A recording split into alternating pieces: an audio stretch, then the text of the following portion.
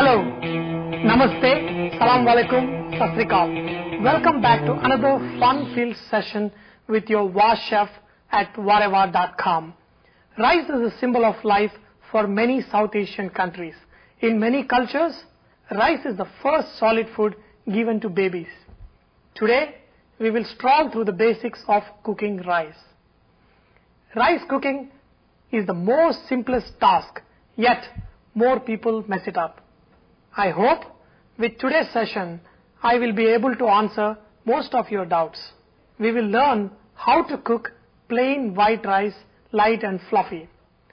We can cook rice by two main methods. Draining method. Boil and drain excess starch. This is a sure shot method for a perfect rice. But it doesn't come easy. You have to literally stand in front of the dancing rice in the boiling water and check the sample rice, as a few seconds here and there can mess it up. Lot of people at home cook rice this way. This method reduces the grainy smell some kinds of rice have and make rice more fluffy. This method is also often used in hotels, as you can control the amount of cooking of the rice, especially if you have to further process the rice, like for fried rices, biryanis and other rice dishes. Absorption method. You could also use pressure cooker for this, and now we also have rice cookers, or you can even do stove top cooking. Steaming in a pressure cooker is the way I first learned to cook rice. I had many bloopers with pressure cooker, forgetting to put a gasket and waiting why it wouldn't whistle, forgetting to put water in the pressure cooker, trying to stretch the gaskets. It was a world of experiments then. So, let's experiment with draining method. Different kinds of rice require different amount of water, and the age of the rice also determines the amount of water. The older the rice, more water it takes. A simple logic. New rice has more moisture in it and easily swells and easy to mess up too. Just like wine, older rice is always better. Rinse the rice in water to get rid of excess starch and any impurities. If you often cook rice by draining method, you must have for sure experienced that outer part of rice is cooked and inner part is still uncooked. To avoid that, the best way to cook rice is to soak the rice. Soak it for 15 to 20 minutes prior to cooking.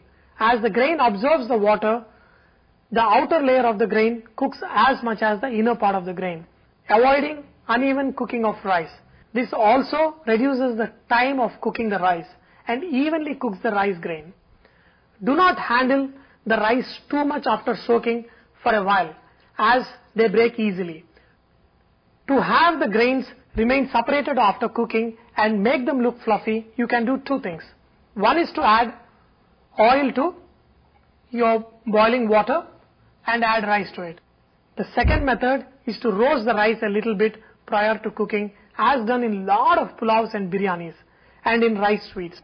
To cook rice by draining method, I have rinsed the rice and soaked it for 20 minutes. So now the grain actually absorbed lot of moisture, and if I try to break it, this one very brittle, that shows that this has absorbed lot of moisture. After you have added the rice, make sure you mix the rice very gently so that none of the rice is sticking at the bottom. You may have to mix the rice maybe 2 times, one soon after you add, the second when it starts boiling, so that if any rice is sticked at the bottom, you remove it off. Otherwise that can get burnt. You could also add little bit salt. Problem about cooking the rice in the draining method is you literally have to watch this. I call it a dancing rice in the boiling water. All of them literally looks like as if they are dancing. For this method of draining method, you need to add at least 4 times the amount of rice. Like if I have 1 cup of rice, I need to have at least 4 cups of water. So there is enough room for rice to get boiled and cooked. Now let me check the rice. The rice is 95% done. This is when you remove off the stove and put it in a colander. Once you drain the rice, let the extra water evaporate and then just cover it up with the lid.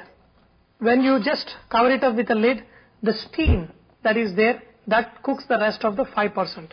If you are cooking larger batch of rice, just cook rice till when it is 90% done, remove it off. Rest of the rice will be cooked with the steam that is there. Removing the cooked rice is also an art, especially for biryanis. When I worked in a 5-star hotel in India, we had a special cook for biryanis. And only he would handle all the orders of biryanis. And his rice would shine like diamonds. And not a single grain of rice would be crushed when he served the rice.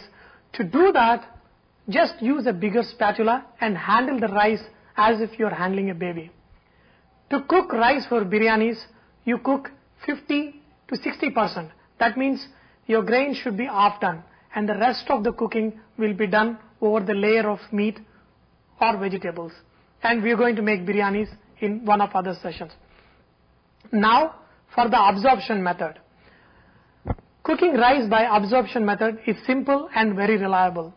Combine the rice and water, bring to a boil. For 1 cup of rice, use 1.5 cup of water. If you are cooking a small batch of rice, like what I am doing today, add 2 cups of water for 1 cup of rice. So you give little room for evaporation. And for larger batches, just use 1.5 times to 1 cup of rice.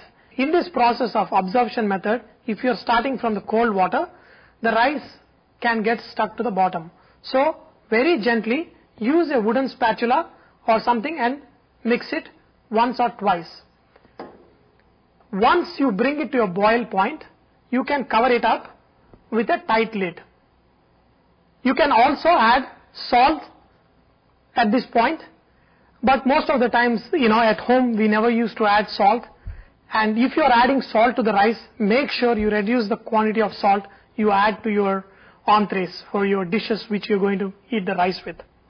Now you can see little craters. This is the time when you have to cover up the rice and reduce the heat.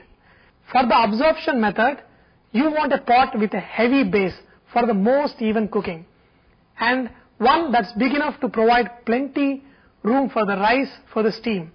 A tight lid keeps the steam in. If your lid fits loosely, put a clean kitchen cloth and put the cover. Be sure to fold it over the pot so it doesn't burn.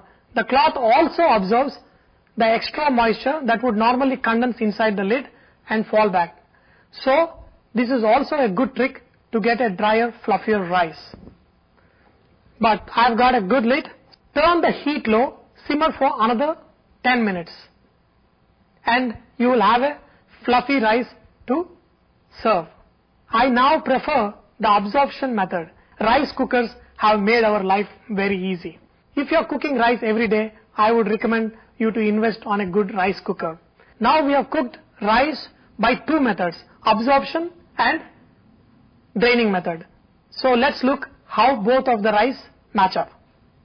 This is the rice that I have cooked by draining method, and I have used little oil to the rice. This is the rice that I have cooked by absorption method. If you see, both the rices are cooked perfectly. Each one of them, the rice is really fluffy and really good.